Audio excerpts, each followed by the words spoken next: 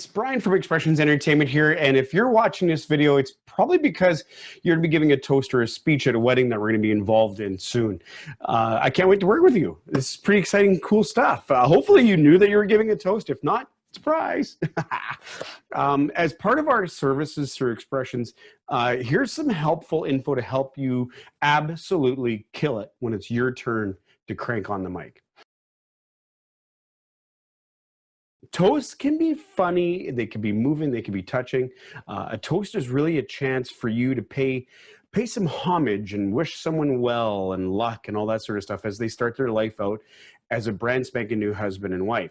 They can be daunting to write, however, and since people so rarely give a toast, if they ever give one at all, most people are really unsure of what to actually include. You know, is it going to be too long? Is it going to be too short? Will it be funny? Will it not? What stories do I include? Which stories do I not include? There are plenty more questions for those of you who are preparing your toast, making sure it's going to be tasteful and entertaining. And to that we say, it's all good. Whether you're brand spanking new to this, whether you've done it a few times before, the following are really some great tips to help you knock it out of the park. Keep it under 5 minutes if you can. Your speech should comfortably fit between 3 to 5 minutes. The way things are scheduled, we don't really have a ton more time than that. But if you do find that you just can't fit it in that time limit, no worries. Let us know. Let us know. We'll review the timeline. We'll make some adjustments and we'll make it fit. Just let us know in advance, okay? Type it up and print it out. Let's face it, reading handwriting really isn't always very easy. Typing it up not only allows for you to be able to actually read it easier, but it's also makes for easy, quick edits, and you could redraft things and so on and so forth, right? Then once it's all ready to roll, you simply print them out on recipe cards. You know, those cards that are like 5 to 7 inches in size, that sort of thing. And then after you print them out, make sure you number the sequence that they're supposed to be in: 1, 2, 3, 4, and so on, okay? You gotta be able to see it. If the font is too small, it'll be hard to read. You got to keep in mind, room lighting is going to be darker than you're probably used to. It's going to be a little darker than normal. So it'll be easier to read if you plan for it, okay? This is what is considered one of the most important tips when it comes to formatting it in your notes. To get the best results, what we suggest is using Arial font, something nice and boxy, size 16 font, size 16 print, and space it about 1.5 spaces between the lines. To give you an idea, there's size 11 and there's size 16. Size 11, size 16. Way easier, way easier to read, right? I also suggest people not use their phones. As easy as it is, it's really actually harder to read than a small font like you just saw. It's super small. It's gonna be super hard to read. And if your phone goes dead because maybe you forgot to charge it or something goes wrong with it, it does a restart, maybe you lose your place, the app could close altogether. There's way too many things that could go wrong. So try not to use it unless you absolutely have to. It is always good to keep the speech on your phone, just in case. You know, backups are always good, but don't use it unless you absolutely have to. Don't shoot from the hip. No matter what you do, no matter how good you are at public speaking, don't shoot from the hip. Once you've written it out, once it's prepared, practice it like 10 times minimum. The repetition of actually reading it is what is going to familiarize you with it, about what you're going to say, and it'll result in a speech that you give rather than read. It will result in a speech that you give rather than read. Completely different, right? It'll be much better received. It'll be way clearer, and you're going to come across way more realistic. You're going to be using a handheld wireless microphone just like this one. Maybe you'll be even using this one.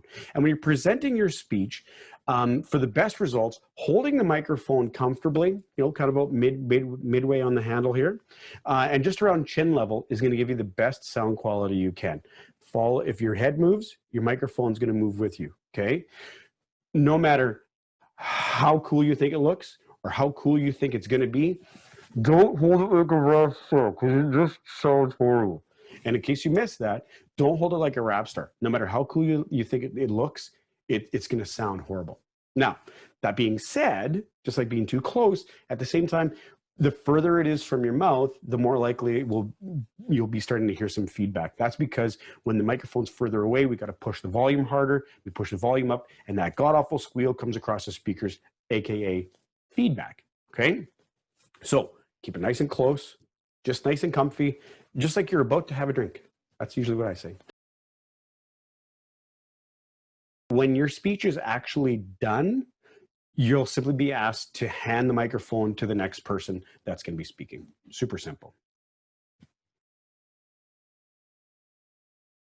Where will you be standing? Well, to put yourself in the very best place for viewing, and the photographers are going to love this, we position you in a few different places. Most likely, though, it's going to be near the bride and the groom. If you're in the wedding party, you're simply going to stand up from your position at the head table.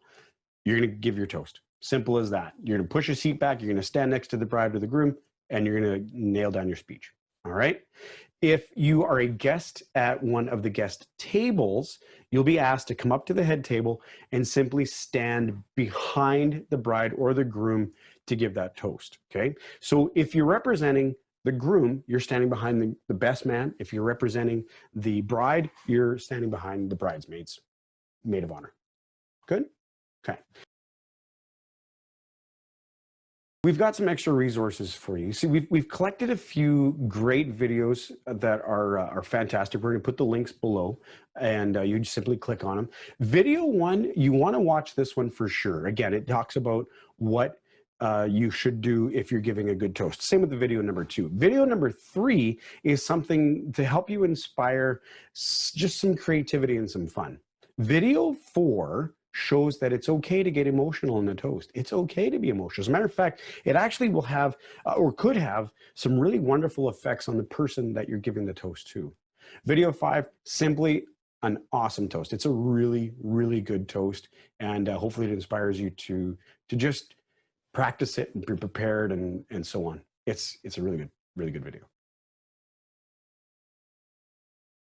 That's going to take your speech from here to here, like absolutely cool, new levels of awesomeness. It is so cool when you add those types of things. The only thing is, we just need to be prepared for it, right? So we're going to be supplying the projection. We're going to be supplying the screen or TV, whatever it might be. And all we need to be able to do is make sure that we're prepared for it because we're going to run things off of our laptops. So all we need you to do is email them in so that we can, or transfer them through Dropbox or whatever it might be. And we'll make sure that they're there on site. We can go through it. We can practice it a couple times if you like, and it'll be awesome. Our DJ and MCs always go over these instructions with you right before you go up to give your toast and stuff, usually over dinner, that sort of thing. So don't worry. If you forget it, don't worry. Our DJs and MCs will review all this stuff with you. Brian, I still need help. If it would help to have us look at your speech or your toast, send it to us. We can print it for you. We can proofread it for you. All those types of things. We'll give you some opinions of it if you should want. We're at your service here. We really want you to succeed at this. So the more we can help, the better. If you're good with it, that's fine. But if you want to help, use us. This is really going to work too, actually, if you send it to us in advance to look at, because not only can we print it out for you and have it prepared for you, but now we're going to ensure that we have 2 copies with us, because every so often your copy may mysteriously go missing. It happens.